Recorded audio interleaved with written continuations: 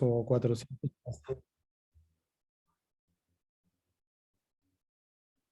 Sí, ¿me escucha? Sí, doctor, sí, Sí, sí. doctor. Ah, ok, algo pasó que, ok. Y aquí se ve la fotografía del instituto.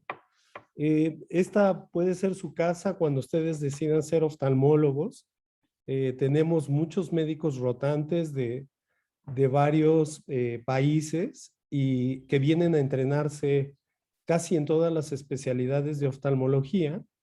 Y claro, pues con gusto ahí yo estoy en el departamento de uveitis, que normalmente recibo dos fellows por año aproximadamente, o un fellow.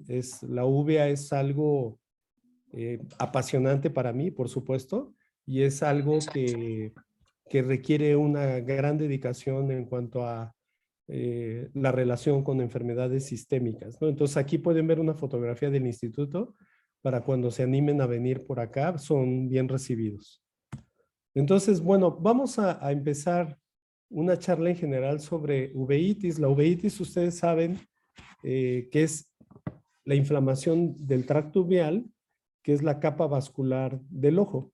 Tenemos que recordar, bueno, pues que esta está compuesta por el iris, el cuerpo ciliar, la coroides, ¿sí? Básicamente, y debemos saber que la inflamación del tejido uveal puede involucrar los tejidos adyacentes, como son la córnea, ¿sí? Entonces, tenemos muchos pacientes que tienen inflamación corneal y inflamación uveal, pero también incluye, por supuesto, a la esclerótica, que está pegada a la esclerótica, y también incluye, por supuesto, a la otra capa que está unida a la coroides, que es la retina.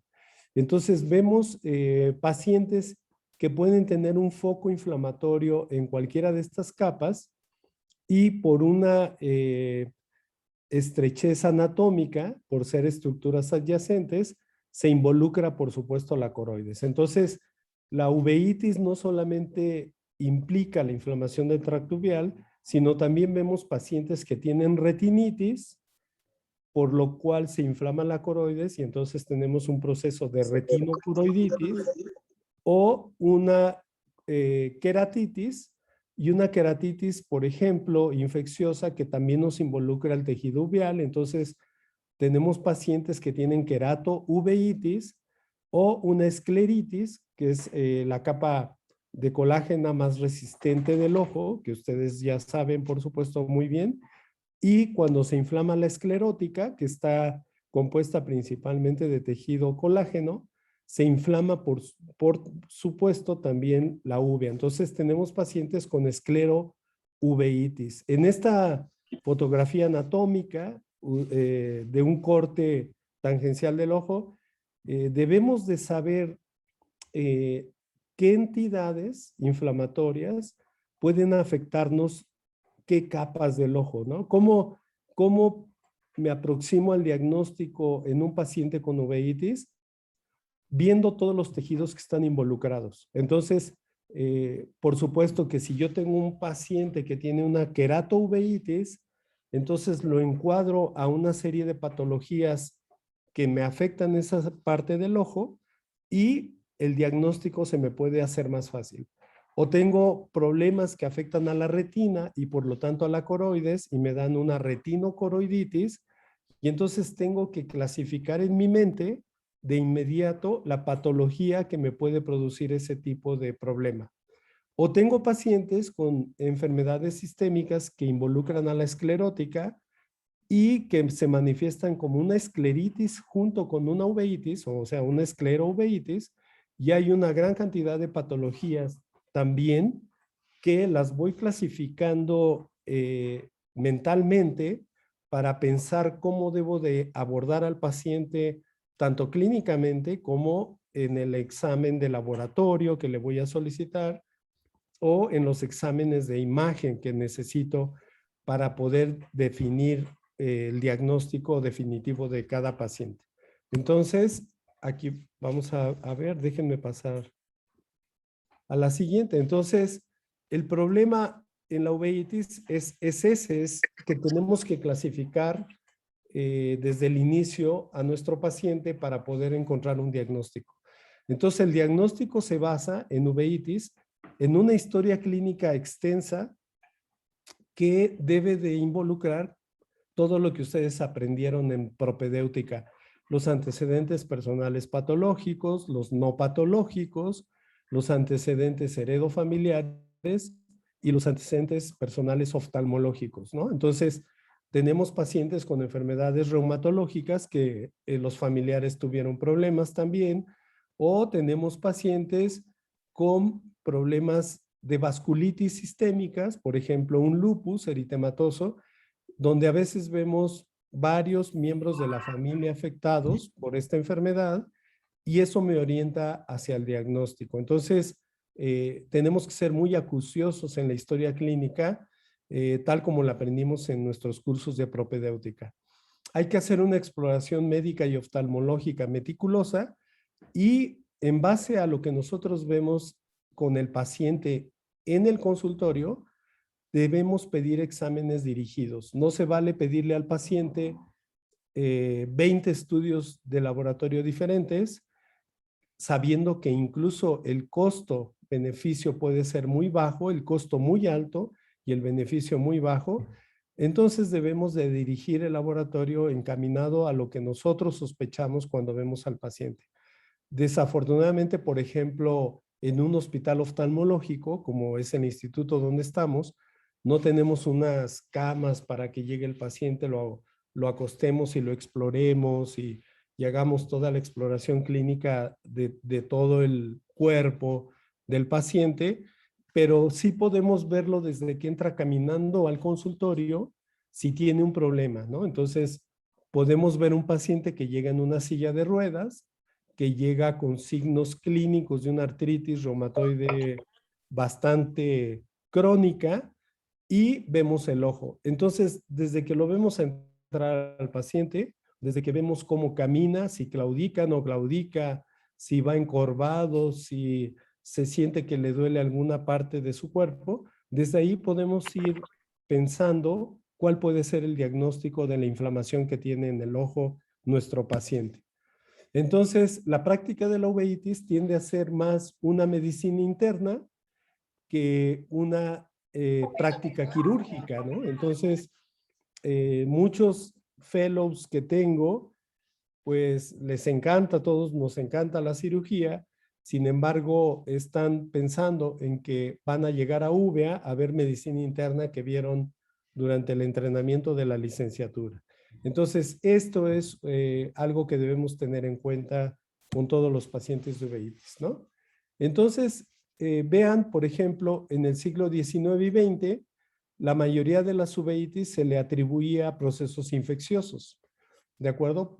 Y dentro de los procesos infecciosos que siempre debemos considerar en un paciente con uveitis son las grandes simuladoras. Las simuladoras son aquellas enfermedades que se pueden manifestar a nivel del ojo como cualquier tipo de uveitis. Por ejemplo, la sífilis se puede manifestar como una queratitis, se puede manifestar como una escleritis, una uveitis anterior, una uveitis intermedia o una uveitis posterior o como una vasculitis solamente de la retina o como una panuveitis, ¿no? Entonces, todo paciente con uveitis debe de estudiarse para descartar un problema infeccioso de las grandes simuladoras. Entonces les voy a comentar. Aquí tenemos a la sífilis, tenemos a la tuberculosis, tenemos actualmente a una enfermedad que cada vez es más frecuente como la enfermedad de Lyme, por ejemplo, y tenemos una enfermedad granulomatosa crónica como la sarcoidosis. Entonces, normalmente son entidades que en todo paciente con uveitis debemos de pensarlas y debemos de estudiarlas en el laboratorio o con imagen para descartar o apoyar el diagnóstico. Esta fotografía ustedes pueden ver una reacción de PPD positiva. Aquí acuérdense que en la reacción del PPD medimos la induración de la reacción y eso nos ayuda a cuadrar al paciente hacia una tuberculosis probable, ¿no? Acuérdense que en problemas inflamatorios del ojo o problemas inflamatorios sistémicos, también siempre debemos descartar las infecciones porque son pacientes que pueden requerir inmunosupresores.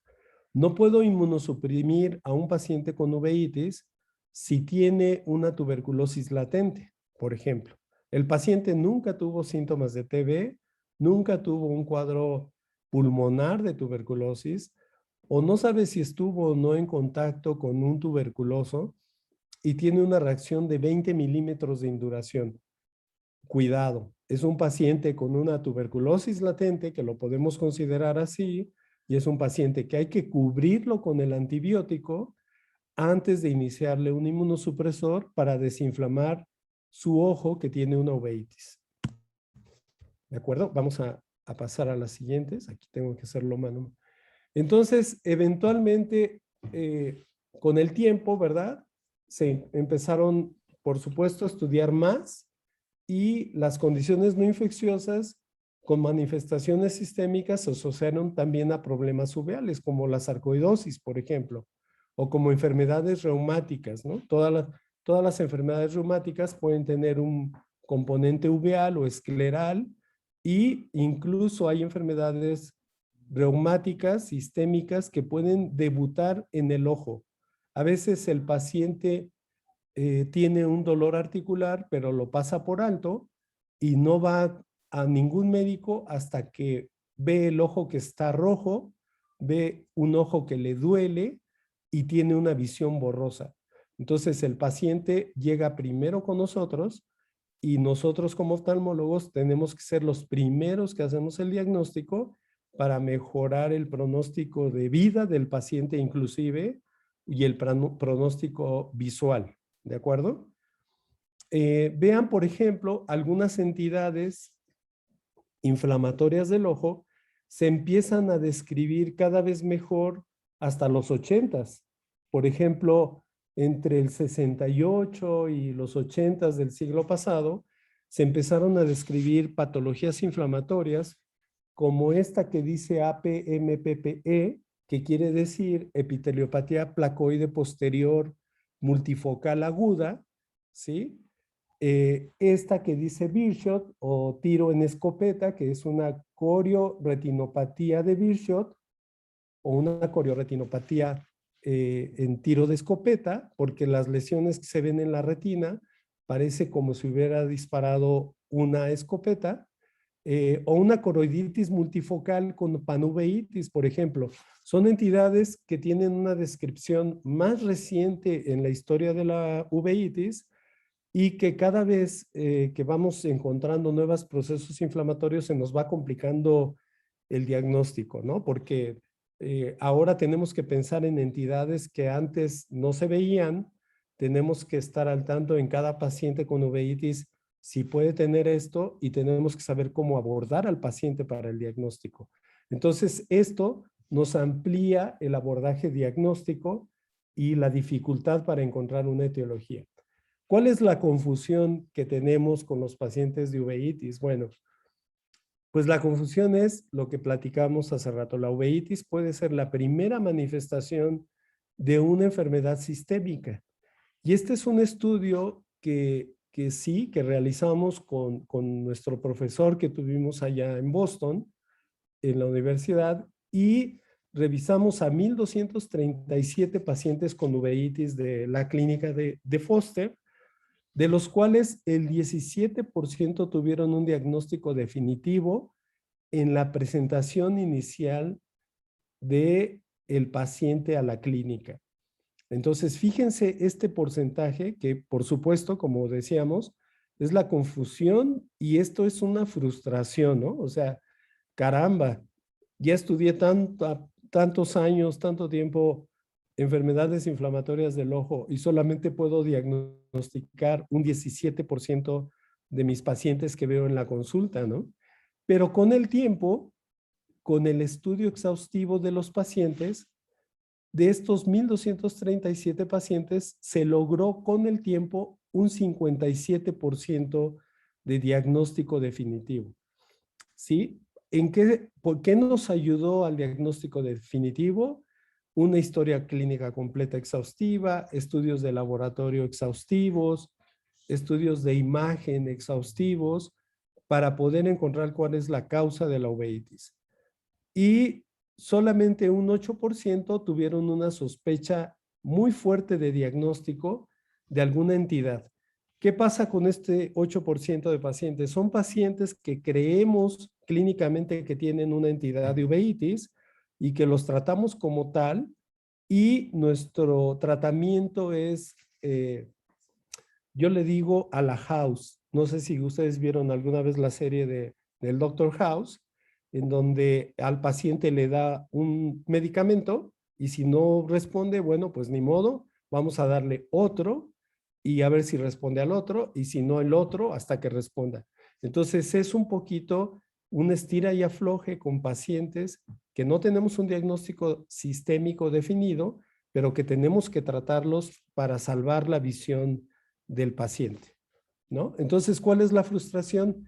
Que las uveitis idiopáticas quedan en un porcentaje muy alto, hasta un 35% de los pacientes son idiopáticos, y que este porcentaje se logra después de haber hecho varios estudios generales y, como les digo, estudios de imagen para descartar y que el paciente se quede con una uveitis idiopática.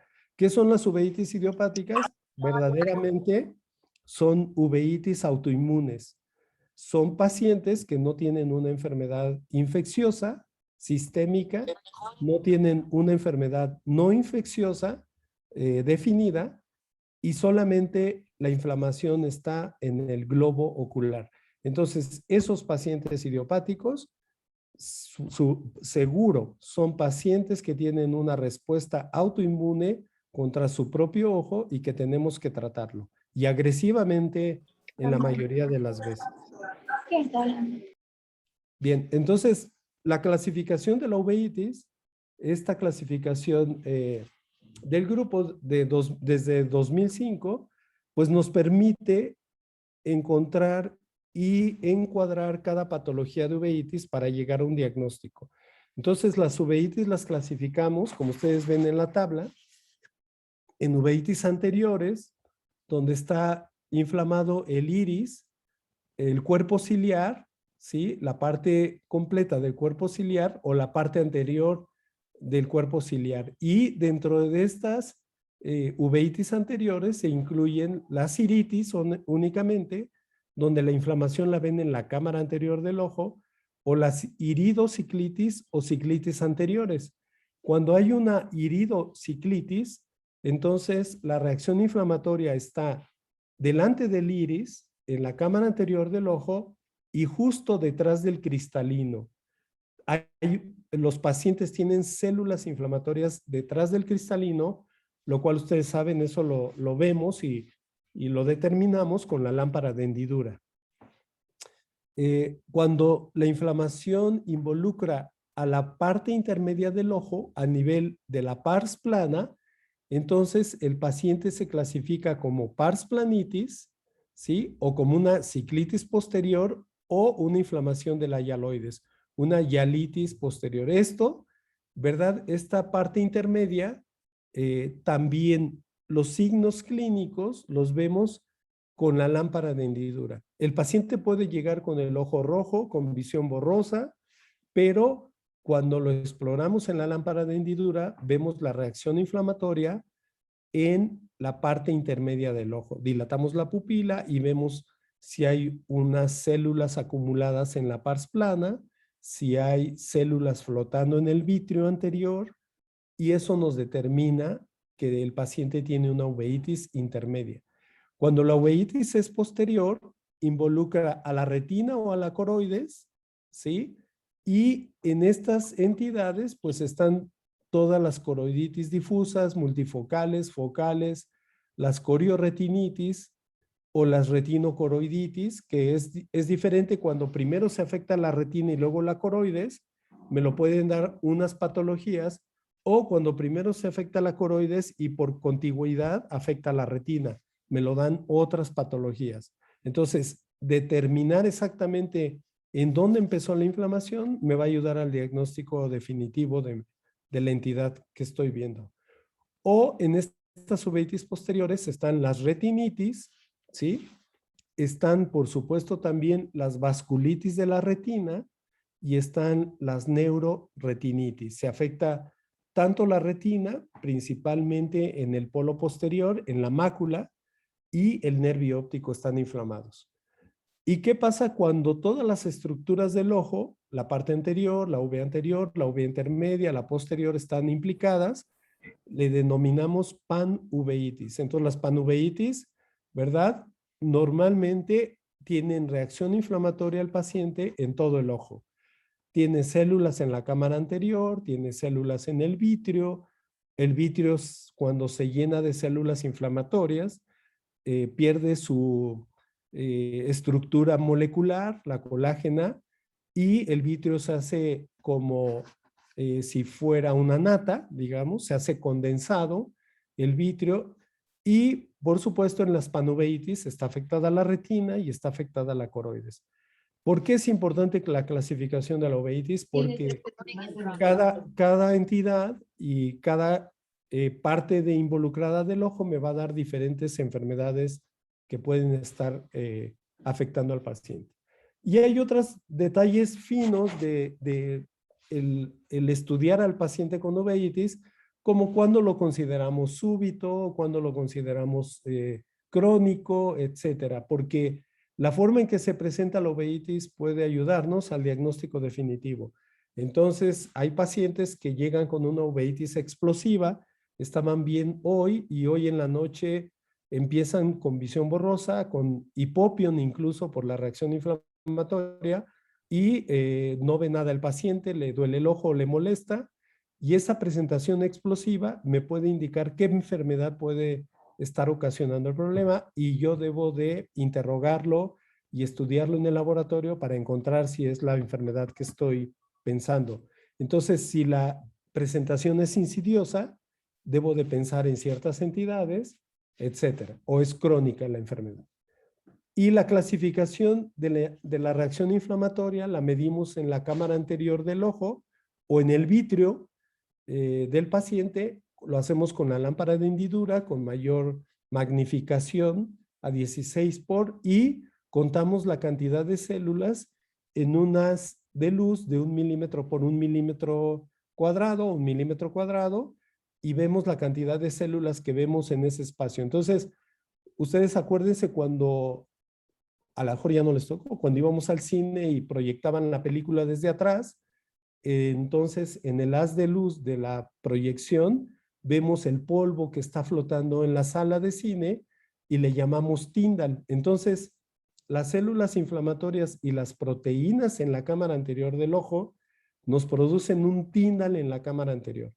Pero es un error y está mal descrito que ustedes digan, bueno, el paciente tiene un tindal muy abundante de más de 50 células en la cámara anterior.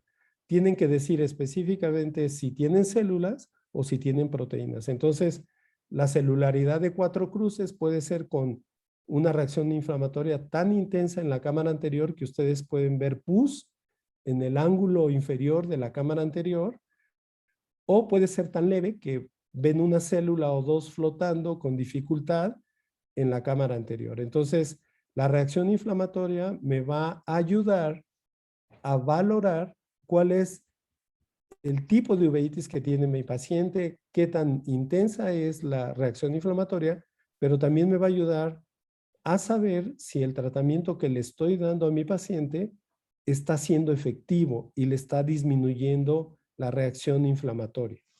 ¿De acuerdo? Bueno, entonces, algo que sucede a nivel mundial, no nada más aquí en nuestros pacientes mexicanos, es que la mayoría menciona de todos los estudios que las uveitis anteriores son las más frecuentes que todas las demás, hasta en un 50%, y pueden ser hasta en un 80% de origen no infeccioso. De estas uveitis anteriores, un 80% de estas son no infecciosas. ¿De acuerdo? Entonces vean, por ejemplo, aquí en esta fotografía clínica del lado derecho, pueden ver que hay un enrojecimiento, una inyección importante alrededor de la córnea y podemos ver la cámara anterior, no vemos las células, pero sí podemos ver esta montañita que está aquí blanquecina en el ángulo inferior de la cámara anterior. ¿Sí lo ven? Hola, hola, todos Sí, apagados. doctor. Sí, doctor, sí se ve. Perfecto, sí se ve. Entonces, esta montañita que ven aquí es una reacción muy intensa de proteínas y le llamamos FLAIR, ¿no? Entonces, la fibrina que viene de los vasos sanguíneos inflamados por la reacción inflamatoria sale al espacio de la cámara anterior y se va y se deposita en la parte inferior. Aquí pueden ver esta fibrina, por supuesto, puede darnos varios problemas. Uno, claro, por supuesto, la reacción, la visión borrosa, etcétera, pero también nos puede estar obstruyendo la salida adecuada del humor acuoso y puede llegar a subir la presión del ojo en algunas ocasiones, pero a veces la reacción inflamatoria es tan intensa en unas enfermedades que la presión del ojo disminuye. Entonces vean, por ejemplo, también a nivel de la pupila, hay una impregnación en 360 grados justo alrededor de la pupila, porque el iris, cuando hay mucha fibrina en la cámara anterior y celularidad, no dilata y se empieza a pegar a lo que está atrás, que es el cristalino. ¿De acuerdo? Entonces, un paciente con una reacción inflamatoria tan severa puede obstruir la salida del humor acuoso por esta parte, por el alrededor de la pupila, y por supuesto nos puede llegar a producir una hipertensión ocular severa. Entonces, son pacientes que hay que manejarlos de inmediato con antiinflamatorios, ya decidamos tópicos o sistémicos o alrededor del ojo inyectados, y con midriáticos que estén moviendo, abriendo y cerrando la pupila para que no se pegue hacia el cristalino y no nos produzca un bloqueo de la pupila. ¿De acuerdo? Este tipo de reacción inflamatoria es explosiva en muchos casos y en la mayoría puede ser por una uveitis anterior asociada a una espondilortropatía seronegativa. Simplemente por ver la edad del paciente, por ver la reacción inflamatoria, cómo se presentó el cuadro en forma aguda y por ver la fibrina o hipopión a veces se acumula aquí abajo, ya puedo pensar que este paciente seguramente tiene una espondiloartropatía seronegativa. La más frecuente es la espondilitis anquilosante. Entonces tengo que buscar en mi laboratorio, primero en el interrogatorio, si tiene síntomas sistémicos de espondilitis anquilosante o de otras espondiloartropatías, y tengo que pedirle exámenes de laboratorio dirigidos para encontrar un haplotipo frecuente que encontramos en las espondiloartropatías, que todos ustedes saben es el HLA-B27.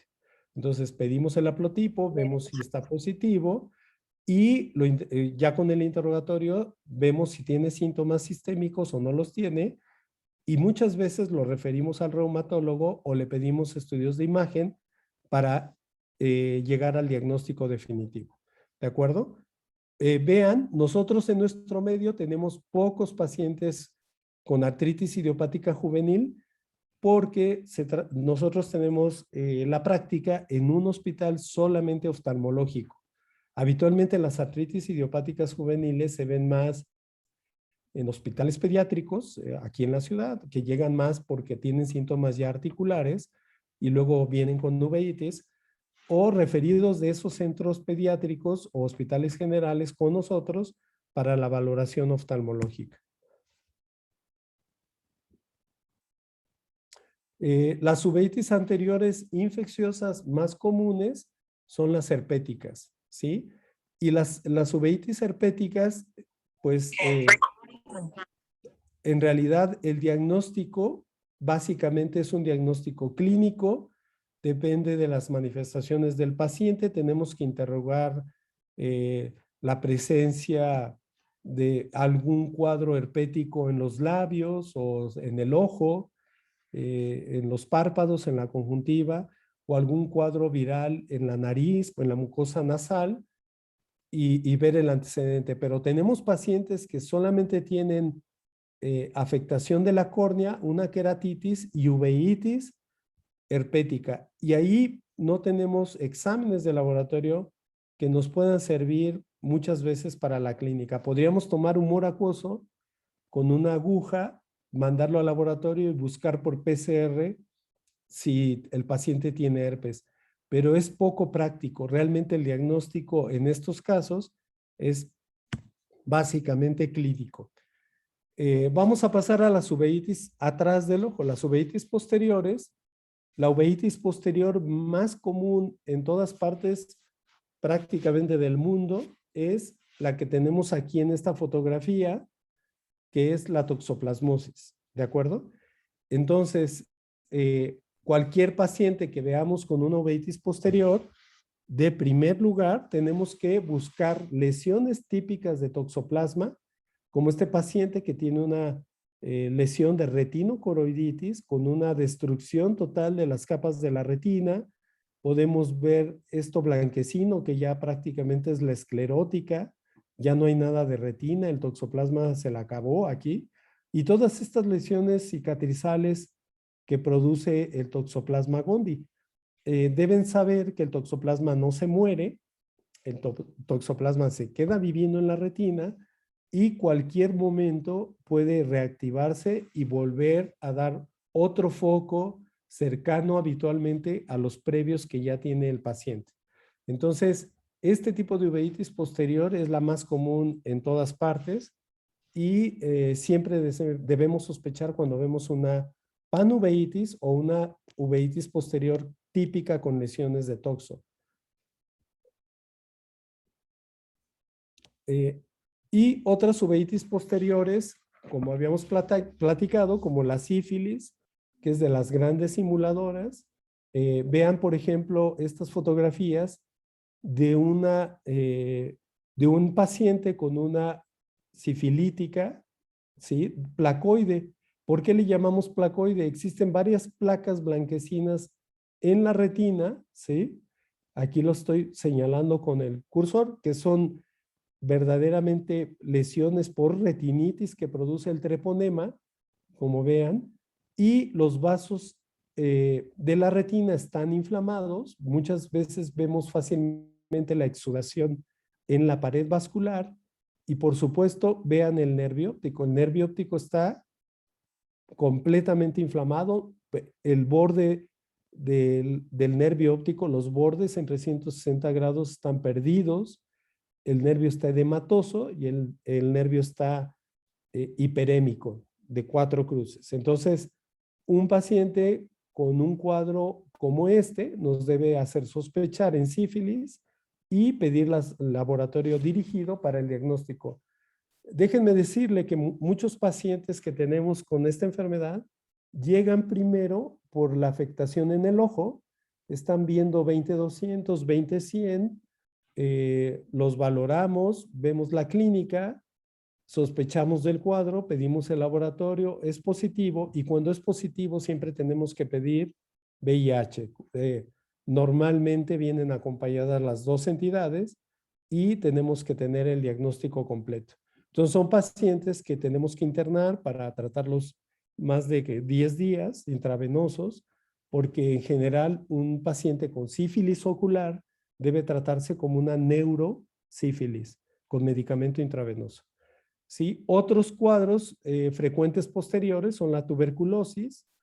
Aquí podemos ver esta lesión anaranjada gigante que pueden ver aquí, aproximadamente como 5 o 7 diámetros de disco. Aquí, si pudieran poner varios nervios ópticos aquí, son como 5 o 6 nervios ópticos caben perfectos o más en toda esta lesión que representa a un tuberculoma coroideo. La tuberculosis llega habitualmente por el torrente sanguíneo, llega a la coroides, se queda en la coroides y nos produce estos tuberculomas. Tuberculomas, a diferencia de la sífilis, que llega no a la coroides, llega por vasos retinianos, digamos, y se queda en la retina, ¿no? Al treponema le gusta el tejido neural, se queda en la retina y entonces platicamos de, en caso de sífilis y toxoplasmosis como la anterior, que son retinocoroiditis, a diferencia de tuberculosis, que son corioretinitis, porque la afectación primaria en la tuberculosis está en la coroides. Y aquí podemos ver otra de enfermedad de las grandes simuladoras, que es la enfermedad de Lyme. Acá cada vez vemos más casos, pero si ustedes se acuerdan de la historia de Lyme, empezó en el norte de Estados Unidos y a partir de ahí se fue diseminando poco a poco y por supuesto, como todas las enfermedades infecciosas, ya tenemos también acá en nuestro continente, ya hay estudios que demuestran que Lyme la tenemos en varios lugares boscosos aquí en la ciudad y pues la garrapata que transmite la enfermedad de Lyme pues está prácticamente en cualquier lugar. Y la enfermedad de Lyme, junto con tuberculosis y sífilis, son enfermedades grandes simuladoras. Se pueden manifestar en cualquier forma de uveitis. ¿De acuerdo? Y tenemos otras enfermedades no infecciosas que nos producen sistémicas, que nos producen afectación posterior en la uvea, como están aquí, la sarcoidosis, que también es gran simuladora, el lupus eritematoso generalizado o sistémico, la enfermedad de Behçet y la poliarteritis nodosa.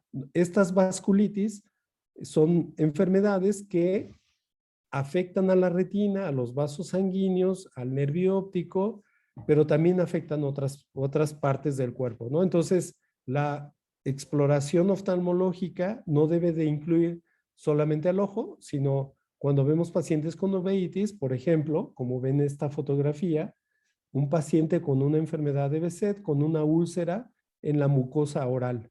Tenemos que pedirle al paciente, revisarlo, preguntarle, porque a veces el paciente, este tipo de lesiones, no sé qué dice, a ver. Déjenme regresar aquí, por favor. Este tipo de lesiones las pasa por alto en la clínica, no nos dice que tiene una lesión en la boca y nosotros no nos asomamos y entonces se nos va el diagnóstico de la enfermedad. Entonces, este es un paciente con una enfermedad de Behçet, con una vasculitis muy manifiesta, como ven en esta fotografía. La fotografía de abajo es una angiografía con fluoresceína de la retina y vean todo lo escarchado.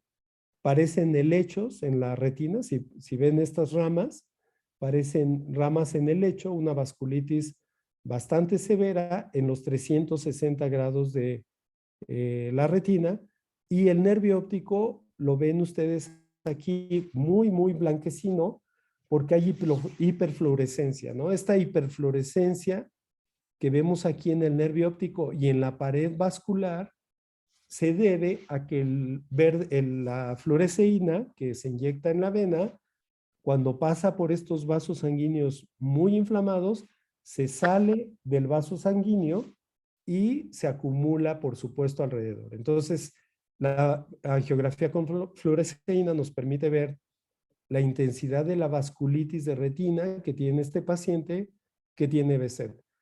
Y lo más interesante, ¿no? Es un paciente que la primera vez que fue a consulta oftalmológica y que a partir de ahí nosotros hacemos el diagnóstico de una enfermedad sistémica.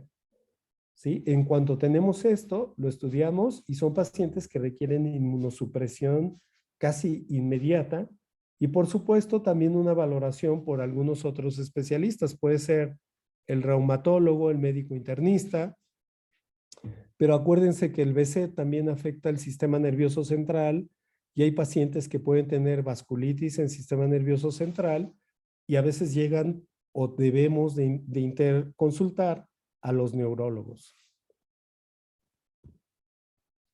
Bien, las uveitis en la parte intermedia del ojo incluyen a causas muy comunes que son no infecciosas habitualmente, como la sarcoidosis, que es una enfermedad granulomatosa sistémica, pero también como la esclerosis múltiple.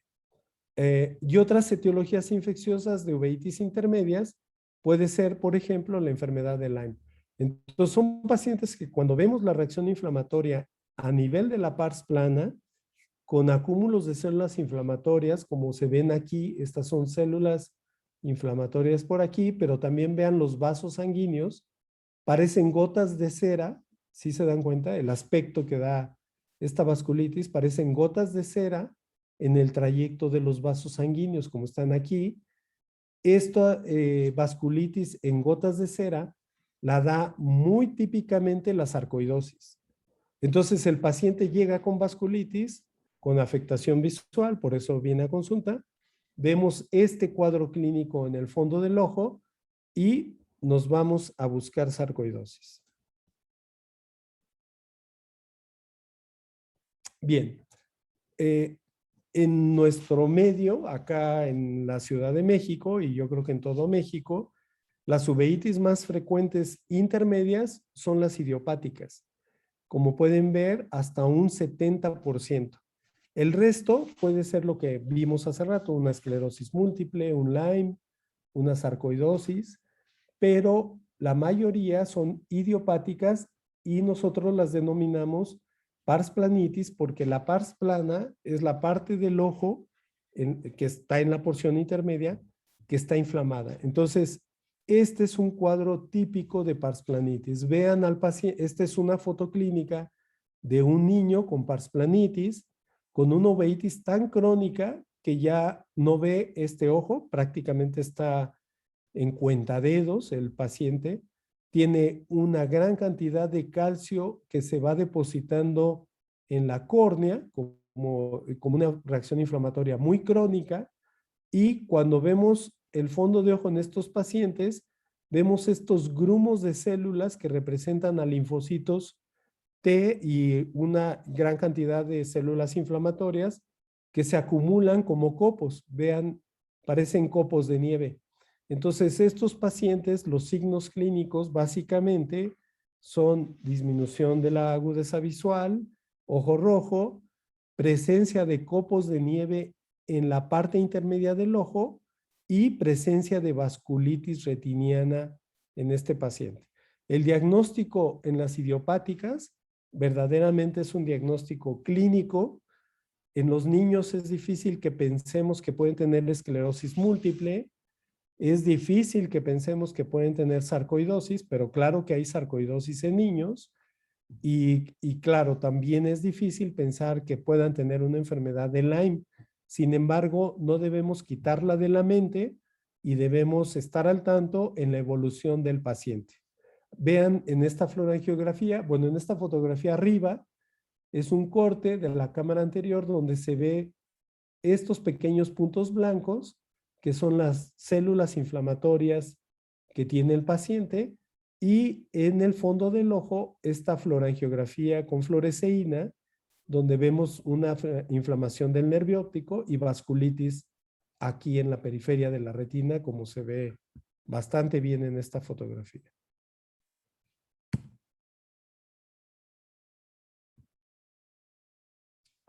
Bien, entonces hay que tomar en cuenta para llegar al diagnóstico la edad del paciente, si es una edad pediátrica, pensar en algún tumor, por ejemplo, un retinoblastoma que se manifiesta con inflamación, un xantogranuloma juvenil, la leucemia intraocular se presenta con un cuadro como si tuviera pus en la cámara anterior del ojo, o enfermedades crónicas como la enfermedad de Coats,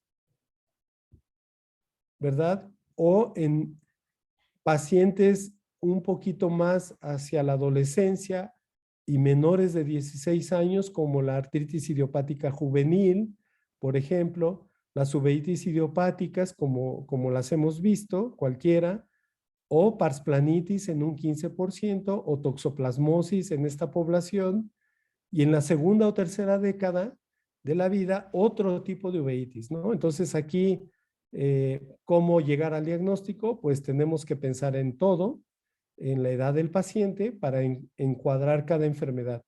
¿Qué vemos en la segunda y tercera década de la vida? Más frecuentemente las uveitis asociadas a HLA-B27, las cuales pueden ser con espondiloartropatía seronegativa o sin espondiloartropatía seronegativa, un síndrome solamente ocular, que es un síndrome que se llama de Fuchs, que se ha pensado que puede ser una infección viral, la enfermedad de Behçet, que es más frecuente segunda, tercera década de la vida, la sarcoidosis, o entidades solamente oftalmológicas como los síndromes de puntos blancos o el síndrome de presunta histoplasmosis ocular.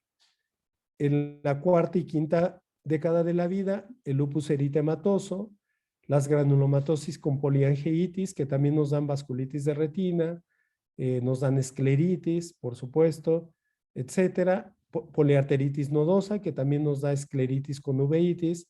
La sífilis, son frecuentes las sífilis latentes en esta etapa.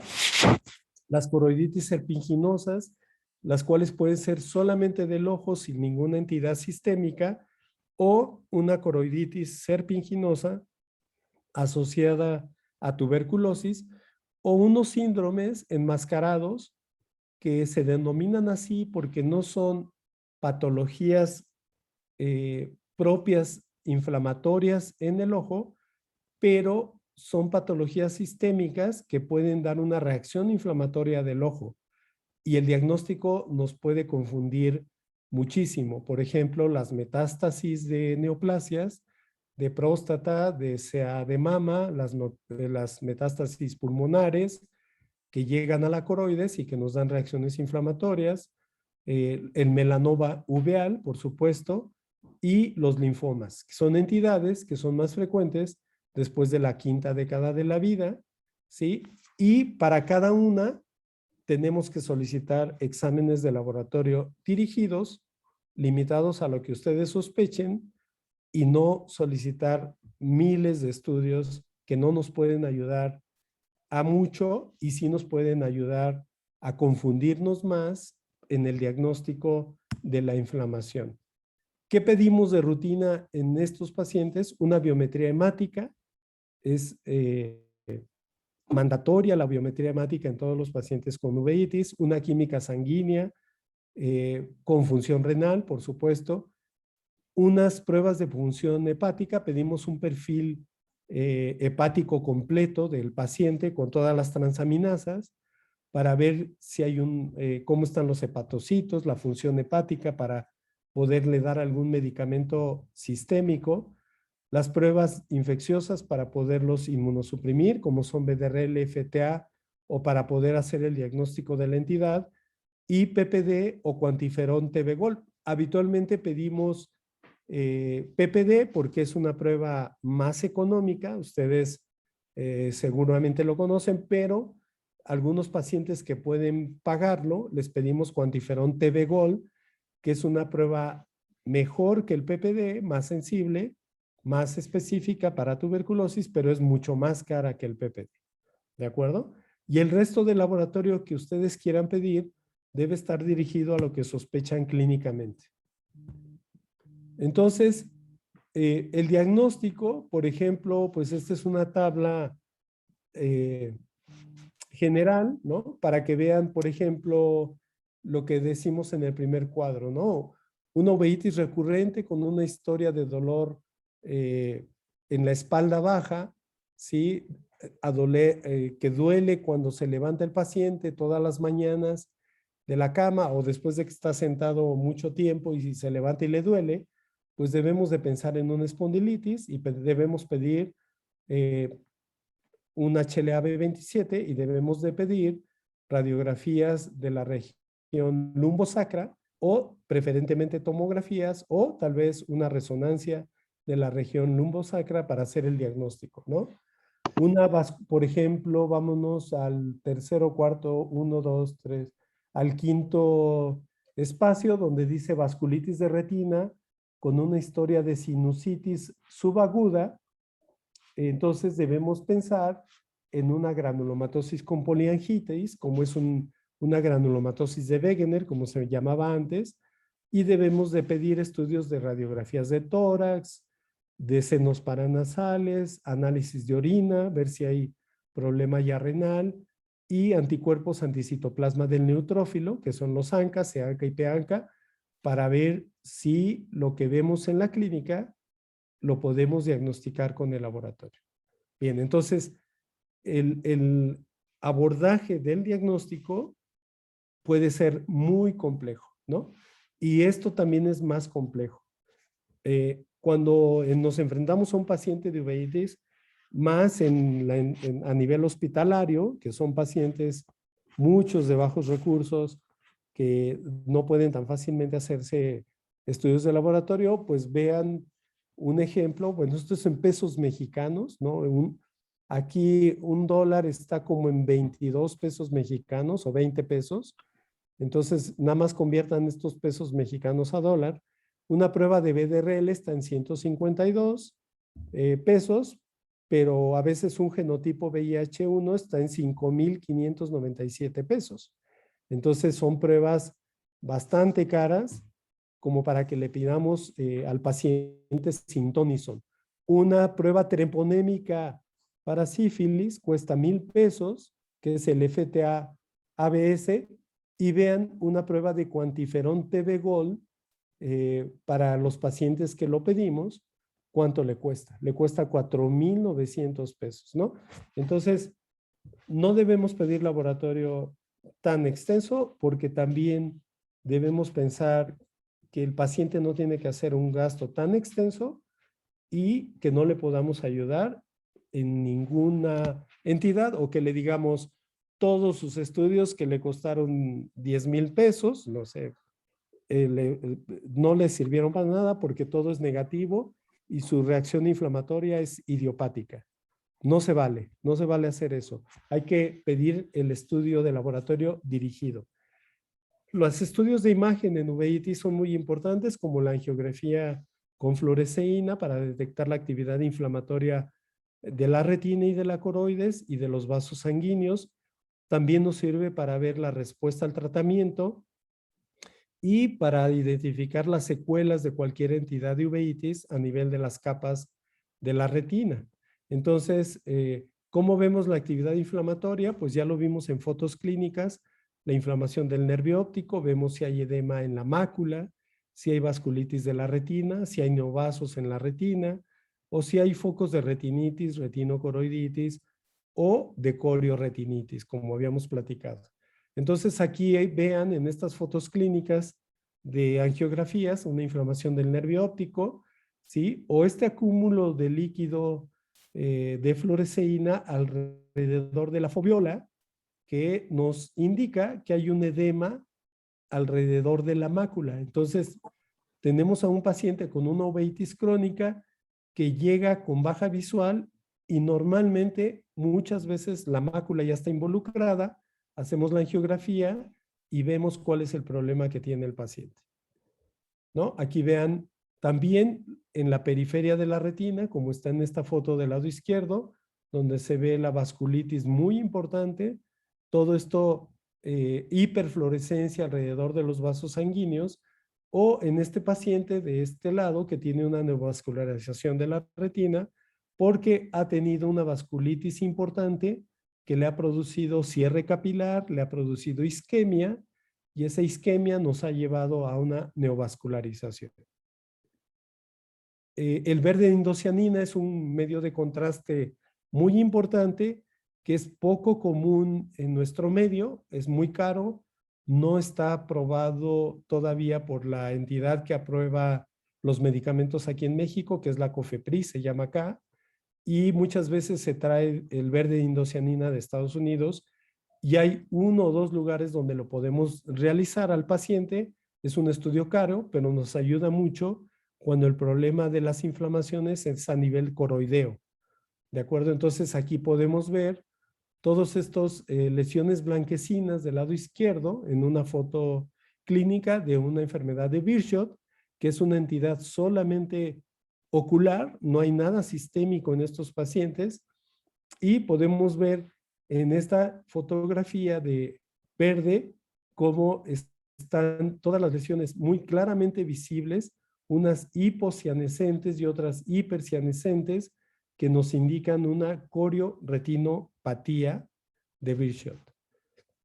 Esta enfermedad, que es una epiteliopatía placoide posterior, vean las grandes placas blanquecinas en el polo posterior de este paciente, que muchas van juntándose, coalescen varias de ellas, y vean esta área de esta fotografía con verde indocianina, donde las zonas activas se ven muchísimo mejor porque contrastan definitivamente con el resto. Todas las zonas afectadas de hipocianescencia que corresponden a sitios activos de inflamación en este paciente, ¿no? ¿Qué debemos hacer? Tratarlo y volverlo a valorar con estudios para ver el resultado. La autofluorescencia es una foto también libre de color que nos ayuda a ver el estroma coroideo, la corio capilar, la membrana de Bruch, el epitelio pigmentario de la retina, que son partes de la reacción inflamatoria que pueden estar afectadas y que pueden darnos la pauta para el diagnóstico. Entonces, vean, por ejemplo, esta es una enfermedad que se llama coroiditis serpinginosa, donde todas estas áreas blanquecinas alrededor del nervio óptico nos indican inflamación activa en este paciente. La tomografía de coherencia óptica, que nos permite ver el edema en la mácula, la inflamación de las capas externas de la retina, del epitelio pigmentario, etcétera, y engrosamiento de la coroides asociado a algunas entidades, y también nos sirve para valorar las secuelas de las inflamaciones. Vean, por ejemplo, esta es una tomografía de coherencia óptica, EDI, que las siglas son en inglés, OCT, y vean cómo nos permite estudiar todas las capas de la retina, la foviola y la capa que está aquí atrás, que es la capa de la coroides, ¿no? Vean, por ejemplo, aquí vemos una flecha que nos indica la coroides, y con esta podemos ver el engrosamiento coroideo o la afectación coroidea mediante una tomografía. A la izquierda podemos ver una línea verde que nos indica el sitio del corte tomográfico que vemos acá del lado derecho, ¿no? Entonces vean esta fotografía clínica de una coroiditis multifocal y panuveitis, que habitualmente es una entidad que es más común en mujeres con miopía, jóvenes, pero también un cuadro de tuberculosis ocular nos puede dar un cuadro de coroiditis multifocal. Todos estos círculos pigmentados con lesiones como blanquecinas en medio, todos representan focos de coroiditis, todos, ¿sí? Vean algunos ya pigmentados, cicatrizados, y vean otros totalmente blanquecinos. Si los ven aquí cerca del nervio óptico, estos focos todos están muy activos en esta paciente que tiene una coroiditis multifocal, que puede ser incluso, como les digo, una tuberculosis. Entonces vean una imagen de una tomografía acá abajo, ¿sí? Con la distorsión que sucede en todas las capas de la retina. Aquí podemos ver en esta montañita que se forma una lesión coroidea por la coroiditis multifocal y múltiples lesiones en todo el trayecto de la coroides. ¿De acuerdo? Esta es muy visible porque está empujando a la retina esta capa hacia arriba, y entonces es muy evidente en la tomografía o en el OCT.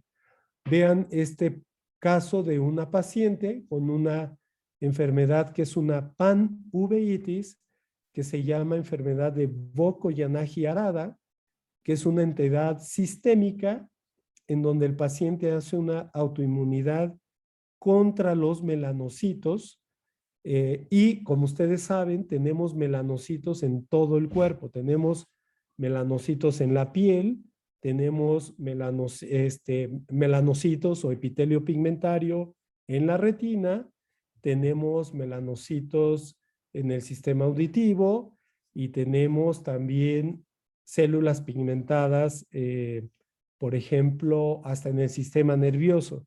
Entonces, una paciente con un Boco-Yana Yarada es un paciente que se presenta hasta con cuadros extrapiramidales, puede tener una cefalea intensa, puede tener acúfenos intensos y después de una cefalea intensa, a los 2 o 3 días, presenta una baja visual súbita porque el epitelio pigmentario ya, también de la retina ya está afectado y se le desprende la retina. Vean aquí, todo esto es la retina y tiene estos espacios oscuros que representan líquido debajo de la retina.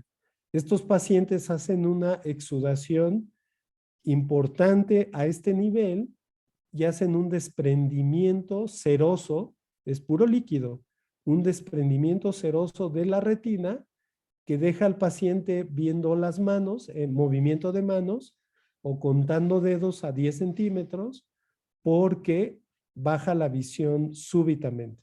Entonces, vean la fotografía de arriba y vean después del tratamiento en la fotografía de abajo, cómo el corte está al mismo nivel y una vez que tratamos al paciente, se pega la retina nuevamente y este paciente de post-tratamiento, como lo ven aquí, si lo tratamos a tiempo, puede ser que el paciente quede viendo otra vez 20/20. Es increíble que un paciente de movimiento de manos se vaya a 20/20 si hacemos el diagnóstico rápido y si tratamos al paciente rápido. ¿Cuáles son los tratamientos para uveitis? Esto también puede ser otra charla cuando quieran, pero claro, el tratamiento siempre debe implicar a los esteroides, ¿no?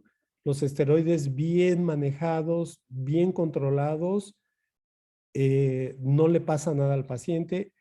Tenemos que educar al paciente que le damos esteroide, tenemos que explicarle todos los efectos adversos, porque claro que hay pacientes que mejoran con el esteroide y se van un año con esteroides y regresan con un glaucoma avanzado a los 6 meses o a los 12 meses. Entonces hay que educar al paciente, hay que explicarle qué tiene y que si ya no regresa, que suspenda el tratamiento porque se puede quedar ciego por el esteroide.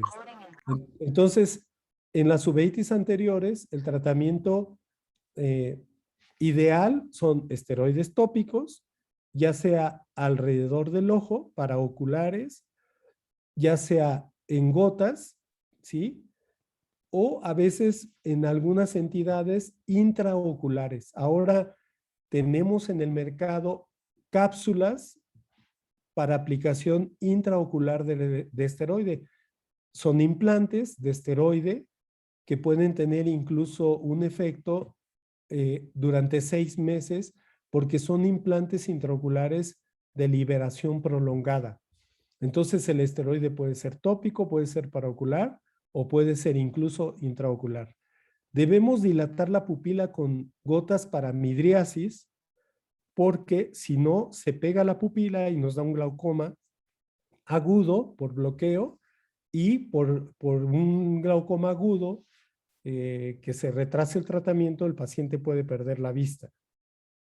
En las uveitis intermedias tenemos que usar esteroides habitualmente alrededor del ojo y son pacientes que sí les damos gotas, pero también los inyectamos normalmente alrededor del ojo para desinflamar porque penetra más fácilmente el esteroide cuando lo aplicamos alrededor del ojo. Si son cuadros muy agudos de uveitis, son pacientes que tenemos que internarlos o pasarles un bolo diario de metilprednisolona intravenoso durante 3 días a 5 días, pero también ya el tratamiento puede implicar uso de medicamentos inmunosupresores como la ciclofosfamida, que habitualmente nosotros la usamos por vía intravenosa, porque no tenemos en México ciclofosfamida por vía oral, que es un inmunosupresor citotóxico. Y muchos pacientes, para que podamos salvar la visión, requieren inmunosupresión. O sea, son pacientes que eventualmente van a requerir metrotexate, aciatropina, leflunomida, micofenolato de mofetilo, ciclosporina A, tacrolimus, ¿sí? Que son inmunosupresores a largo tiempo que son los únicos que a veces pueden llegar a controlar la reacción inflamatoria. Bien, creo que eso es todo y espero que tengan muchas preguntas. Sí, doctor. Bueno, poquitas. Ya le realizo las preguntas. A ver, la primera pregunta tenemos, durante la pandemia, ¿cómo se manejaron las visitas y las urgencias por uveitis? Bueno, habitualmente, como las manejamos, fue que solamente se recibían pacientes, por supuesto, que tuvieran una emergencia por baja visual. En el hospital, un oftalmólogo de primer contacto, de consulta externa, valora al paciente, ve verdaderamente que sí o no se trate de una emergencia y lo refería al departamento de uveitis. La consulta estuvo muy restringida. De hecho, las enfermeras jugaron un papel muy importante porque las enfermeras en el triage no solamente medían la temperatura, no solamente hacían el interrogatorio de los síntomas del COVID, sino también paraban al paciente a una distancia de 4 o 6 metros de una cartilla de Snellen y le tomaban la agudeza visual. Si veían que el paciente realmente contara dedos o el ojo lo traía muy rojo o etcétera, lo pasaba el paciente a la siguiente revisión y lo mandaban con nosotros si era un problema inflamatorio. Pero si el paciente estaba viendo 20/20, 20/25 y nada, habitualmente eran pacientes que se les recomendaba una receta y regresar, por ejemplo, a valorar después, ¿no? Así es como se manejaron las uveitis. Bajó mucho la consulta por la pandemia, se redujo la consulta a lo mejor a un 50%, se espaciaron las citas demasiado, pero por supuesto, a lo mejor tu pregunta también va por ahí. Me preocupaban muchísimo todos los pacientes que tenemos inmunosuprimidos, porque estos pacientes inmunosuprimidos son muy lábiles, por supuesto, a cualquier proceso infeccioso. Entonces, no solamente eso, en mi departamento nosotros hemos de tener más de 500 niños con enfermedades inflamatorias del ojo y pues era una mortificación, o sea, pensar en los niños que están con metrotexate, que están con aciatropina, que están perdiendo la visión por la inflamación, era muy dramático y muchas consultas se manejaron por teléfono incluso. Entonces, los pacientes que podían y que les lográbamos decir que hablaran por teléfono les pedíamos los laboratorios de control de inmunosupresores, cómo veían al niño, la reacción inflamatoria, que vieran si había bajado la visión tapando un ojo, tapando el otro. Por teléfono dábamos ciertas indicaciones hasta que regresaba el paciente o lo citábamos definitivamente para revisarlo. Sí, muy complejo. Listo. Entre la segunda pregunta tenemos, hay varios tipos de uveitis. Están las idiopáticas, las infecciosas y las inmunomediadas. ¿Cuál de estos tipos de uveitis debemos prestar especial atención en cuanto a tratamiento y manejo de complicaciones? A todas. A todas debemos prestar atención en cuanto a los 3 puntos, porque una uveitis leve, como puede ser una uveitis anterior no granulomatosa, en un paciente joven, posiblemente idiopática, una uveitis anterior leve o con un buen pronóstico a largo tiempo, puede dejar ciego al paciente si no fue bien tratado el paciente. Entonces, yo veo pacientes que, bueno, a nivel institucional, nuestros pacientes habitualmente ya vienen después de 5 consultas previas, de 2 consultas previas, de 3 años de enfermedad atrás, etcétera.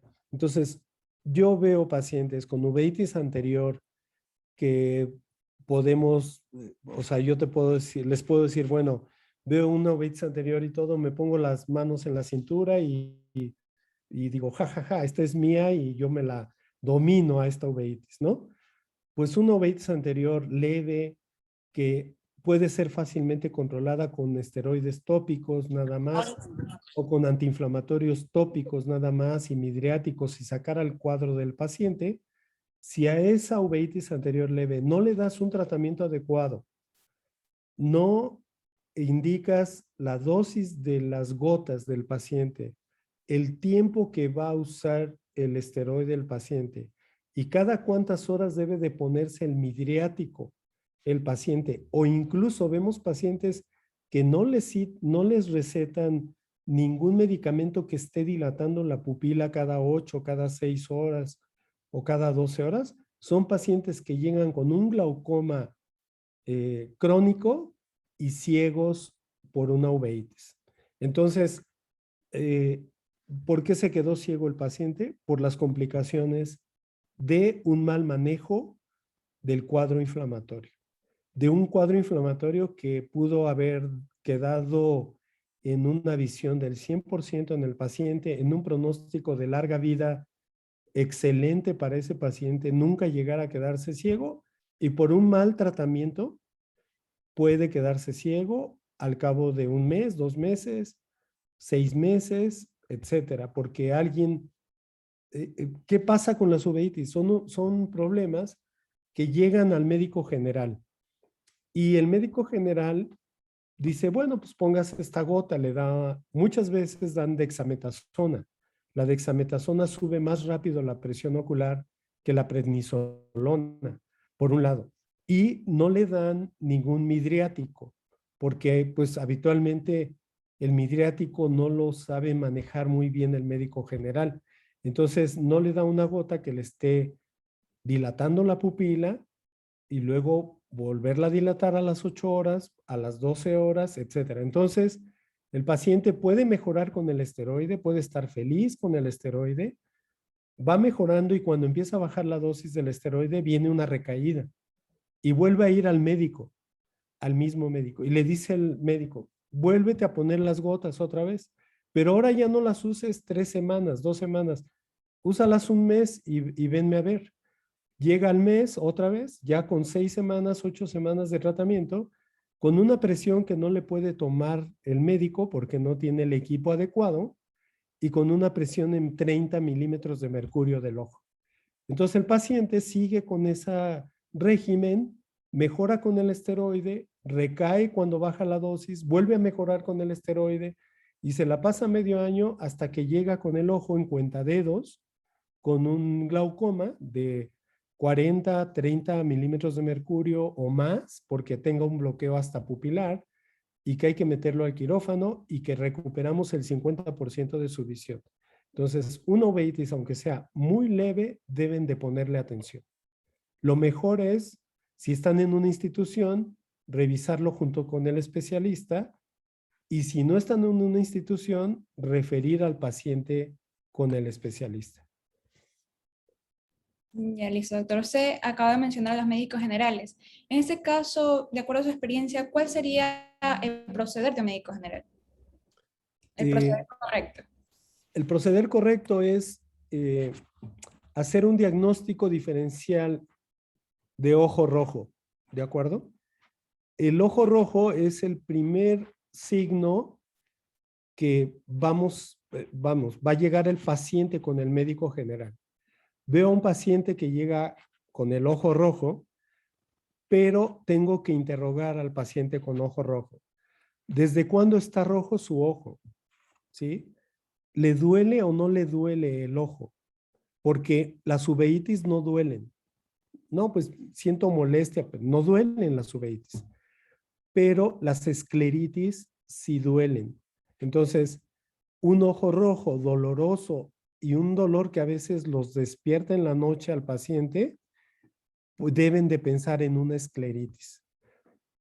Un ojo rojo que al otro día amanece con secreción mucopurulenta, que ustedes ven las pestañas pegadas con secreción, con lagrimeo, sin afectación de la visión, pues es un paciente que podrían pensar que tiene una conjuntivitis y podrían llegar a tratar la conjuntivitis. Pero si el ojo rojo le bajó si ustedes en la exploración del paciente tienen una cartilla de Snellen, paran al paciente a una distancia adecuada, le tapan un ojo y ven su agudeza visual, si la agudeza visual está disminuida y el ojo está rojo, pueden pensar que puede ser una uveitis y que tienen que referir al paciente, en primer punto. Si el ojo le duele al paciente y está rojo, tienen que tomar la agudeza visual, tienen que ver si tiene algún síntoma también sistémico de todos estos pacientes. Y si ve borroso y le duele el ojo, tienen que referir al paciente. Una conjuntivitis es muy molesta, pero no es dolorosa. Si tiene el paciente el ojo rojo, tiene mucha secreción, hacen el aseo de los párpados, lo ponen a ver y ve 20/20 y todo, bueno, y tiene la secreción y lagrimeo, puede ser una infección y le pueden dar antibiótico y si tan pronto al paciente en 1 o 2 semanas ven la evolución y si no hay afectación visual ni de otra índole ni empeora el cuadro, ustedes lo pueden seguir manejando como una conjuntivitis hasta que salga adelante el paciente. Ese es la actitud que debe de tomar el médico general con un paciente, hacer el diagnóstico diferencial de ojo rojo, porque ahí ven las uveitis. Ya, listo. Entre las Bueno, siguientes preguntas. déjame nada más mencionarles algo importante. Ah, No sí, todas las uveitis tienen el ojo rojo. Los niños que tienen artritis idiopática juvenil, el ojo está blanco y a veces no ven más que los cuentan los dedos, porque a veces ya llegan cuando tienen catarata. Entonces, claro, si el paciente llega con una muy mala visión y todo, por supuesto, y el ojo blanco, ustedes deben de referirlo con el oftalmólogo para una valoración más profunda, porque puede tener un problema muy grave ese paciente. ¿Ok? Bueno, entre las siguientes preguntas tenemos un paciente que tiene uveitis inmunomediada. ¿Cada cuánto tiempo debería realizar las revisiones de control con el oftalmólogo?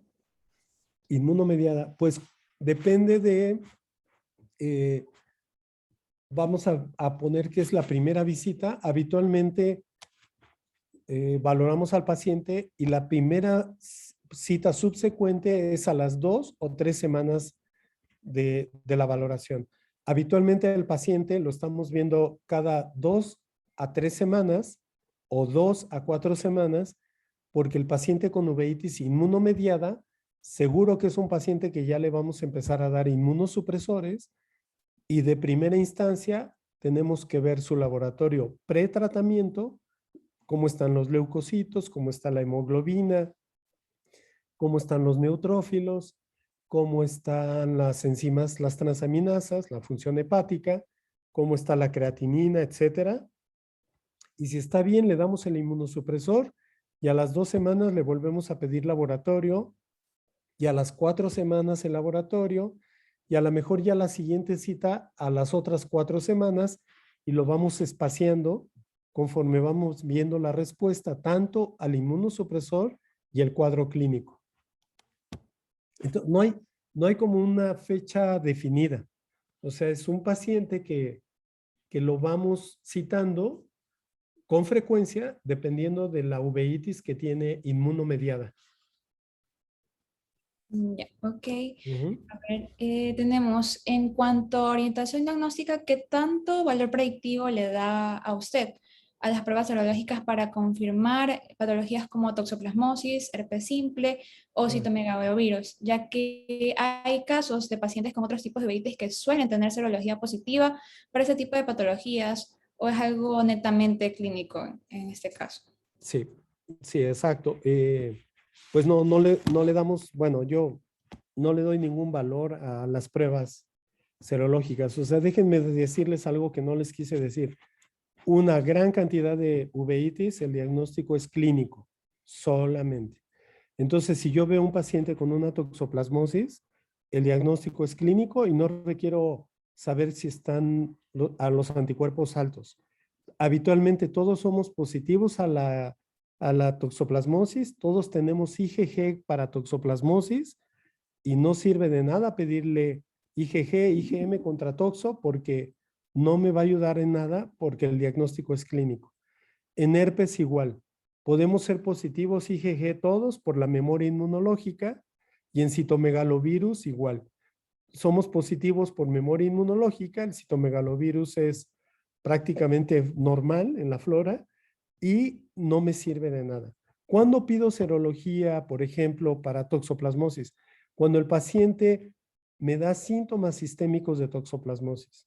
Un paciente que tuvo un cuadro general con astenia, dinamia, probablemente fiebre, que probablemente tiene un antecedente cercano a que se pudo haber infectado por toxo, o con adenopatías, ¿no? Una adenopatía que puedo explorar en el cuello, o le busco en el vaso, en el hígado, o si hay hepatoesplenomegalia, si es muy intencionado mi exploración, y si sospecho que tiene una toxosistémica, sí me importa saber los títulos de anticuerpos para toxoplasma. Pero en el ojo es tan evidente la lesión de toxo que no requiero laboratorio serológico. Igual en el herpes, el diagnóstico es clínico y no requiero serología para el herpes, o en citomegalovirus en pacientes con VIH positivo. El citomegalovirus da una retinitis muy particular en los pacientes con VIH y no requiero serología para CMV. Ya. Ahora, como última pregunta tenemos, ¿hay algún factor que esté mayormente asociado a la presentación de uveitis intermedia idiopática? Eh, un factor de antecedente, como refieres, o Sí, en me este caso podría ser un factor como antecedente. bueno, no, o sea, no hay un factor como antecedente. Hay artículos en esclerosis múltiple que un HLA-DR15, me parece, predispone o se halla frecuentemente en pacientes tal vez con esclerosis múltiple, pero no hay ningún haplotipo de HLA descrito para las uveitis intermedias más frecuentes que vemos, que son las parsplanitis idiopáticas en los niños. Entonces, no hay nada que te predisponga a tener una uveitis intermedia, ¿sí? Lo que es interesante es que las uveitis intermedias, las mencionamos, la mayoría son idiopáticas, son la mayor cantidad de casos que vemos son en niños, en mi clínica, pero los jóvenes o adultos que tienen uveitis intermedia, siempre descartamos Lyme, sarcoidosis y esclerosis múltiple. Pero también algo que deben saber, si un foco de retinitis o de retinocoroiditis de toxoplasma llega a implantarse en la periferia de la retina a nivel de la pars plana, ese foco pequeño de toxoplasmosis nos puede dar una uveitis inflamatoria, una uveitis, perdón, a nivel de la porción intermedia del ojo. Entonces, la localización de un granuloma de toxocara en la periferia de la retina también, muy escondido, que cuesta trabajo verlo en la clínica o en la lámpara de hendidura, puede ser un foco de inflamación en la parte intermedia. Entonces, también debemos pensar en ese tipo de infecciones para valorar si la uveitis intermedia es infecciosa o es idiopática, como la platicamos clásica en los niños. Pero no hay ningún factor predisponente. Listo. Bueno, con esto culminamos las preguntas. Todos los asistentes o estudiantes, por favor, podrían encender sus cámaras para poder revisar la foto.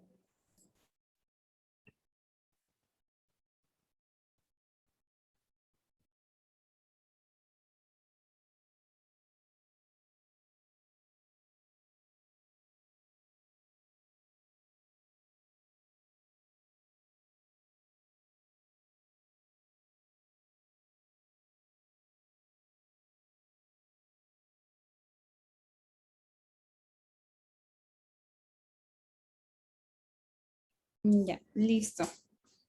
Bueno, doctor, muchísimas gracias. Ha sido muy gratificante escuchar su ponencia hoy y con esto ya culminamos, chicos. Hay que anunciarles algo. El día de mañana enviaremos nuevamente el link de asistencia y con el segundo link realizaremos un sorteo. Así pueden ganarse algún premio por asistir. Listo. Muy bien. Oigan, pues muchas gracias y realmente los felicito. Qué entusiastas tener una sesión en sábado.